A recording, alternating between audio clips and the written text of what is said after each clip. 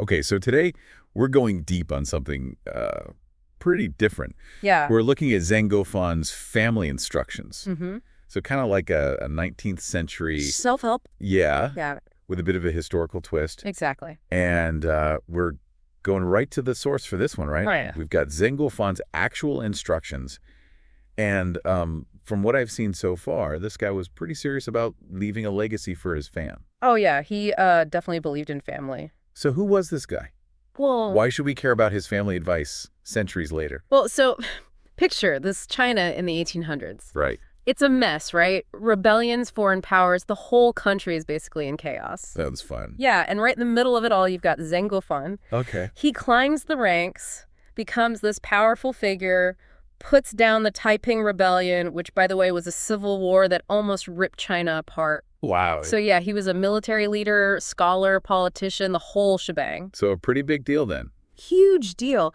And running through all of it was this deep belief in the power of family. Okay, so more than just, casual dad advice over dinner. Oh, way more. This guy compiled his family instructions into an entire book. A whole book. Yeah, it's actually called... Hit me with the title. It's called Qi. Okay, so I'm guessing that translates to...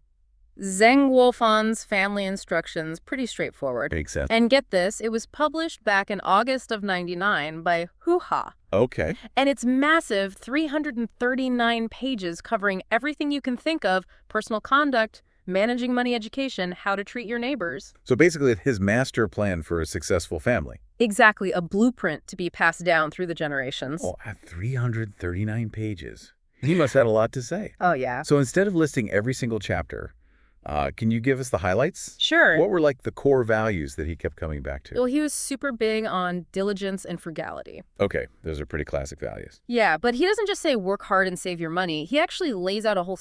Oh, really? He tells you to divide your income into thirds. Okay. One part for living expenses, the basics. Rent, food, all that. Exactly. Then one part for socializing and building relationships. Interesting. So like investing in your network. Yeah, precisely. And then the last third gets tucked away for emergencies. Smart. He really saw financial planning as this way to build character. Huh. That's actually pretty cool. Yeah, it's like practical money management meets personal development. So I'm guessing education was also a big deal for him. Huge. But it wasn't just about, hidden the books. Right. For Zhang Guofan, education had two parts, intellectual and moral. Makes sense. So yeah, mastering the classics was important, but he was just as passionate about virtues like humility, respect, integrity. Right, so fitting in with that whole Confucian background. Exactly. Confucianism was all about social harmony, ethical behavior, respect for elders, and tradition. And that was a major driving force in Chinese society for centuries. Oh yeah, it was everywhere, and Zhang Guofan was definitely a product of that. So a lot of emphasis on tradition and social order. Were there any of his instructions that were kind of surprising for the time period? Well, there are a few that stand out. Okay. Like, he was a big believer in physical fitness. Really? Which was pretty unusual for scholars back then. They were usually all about, the life of the mind. Right. But Zhang Guofan thought physical health was just as important as intellectual pursuits. That's interesting. And he also pushed for women's education. No way. Oh, yeah.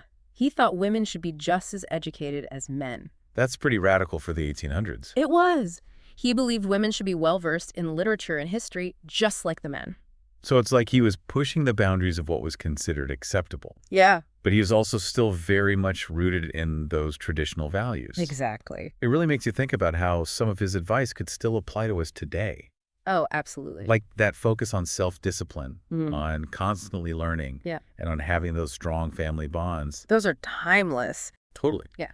And even his financial advice, that whole three-part system, is basically what a lot of modern budgeting techniques are based on. Yeah, there's definitely wisdom there for anyone willing to look. So we've really gone deep on Zhang Guofan, a man who not only navigated some crazy times in Chinese history, but also left behind this carefully crafted guide for his family's success. And what's really interesting is how his instructions, even though they're rooted in the traditions of his time, still offer some insights that resonate with us today. Yeah, it really makes you think. And I think that's a good place to leave our listeners with a question. Okay.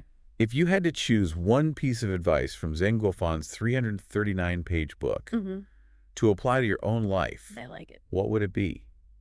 And how would you adapt it to the challenges and opportunities we face in the 21st century? That's a great question. That's something to ponder as we wrap up this deep dive on曾国藩family instructions. Definitely food for thought. Thanks for listening. Of course.